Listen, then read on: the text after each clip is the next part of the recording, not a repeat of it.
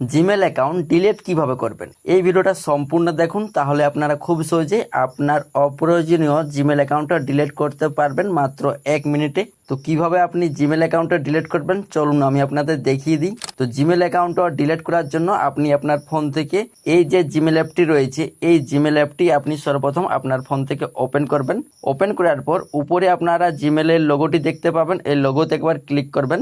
লোগোতে click করার পর এই পেজটি ওপেন হবে। তো এইখানে আপনার উপরে জিমেল অ্যাকাউন্টটা শো করবে এবং তার নিচে দেখুন একটি অপশন পাবেন, ম্যানেজ ইওর গুগল অ্যাকাউন্ট। এই অপশানে একবার ক্লিক করবেন। তারপর এই পেজে উপরে আপনি আপনার জিমেল অ্যাকাউন্টটির নামটি দেখতে পাবেন এবং নামটির নিচেই আপনার কিন্তু জিমেল আইডিটি বা অ্যাকাউন্টটি দেখতে পাবেন এবং তার পাশেই এই এরো অপশনটি পাবেন, এইখানে ক্লিক করবেন। এইখানে ক্লিক করার পর আপনার ফোনে যতগুলো জিমেল অ্যাকাউন্ট লগ ইন থাকবে সেগুলো আপনি এখান থেকে দেখতে পাবেন। তো আপনি এখান থেকে যে জিমেল অ্যাকাউন্টটা ডিলিট করবেন সেই জিমেল অ্যাকাউন্টটা আপনি এখান থেকে সর্বপ্রথম সিলেক্ট করবেন। সিলেক্ট করার পর এই পেজে আপনারা একটু নিচের দিকে আসবেন, এইখানে আপনারা একটি অপশন পাবেন ডাটা অ্যান্ড প্রাইভেসি। এই অপশনে একবার ক্লিক করবেন। তারপর এই পেজটি ওপেন হবে। তো এই পেজে আপনারা স্ক্রল করে নিচের দিকে চলে আসবেন, একদম নিচে চলে আসবেন।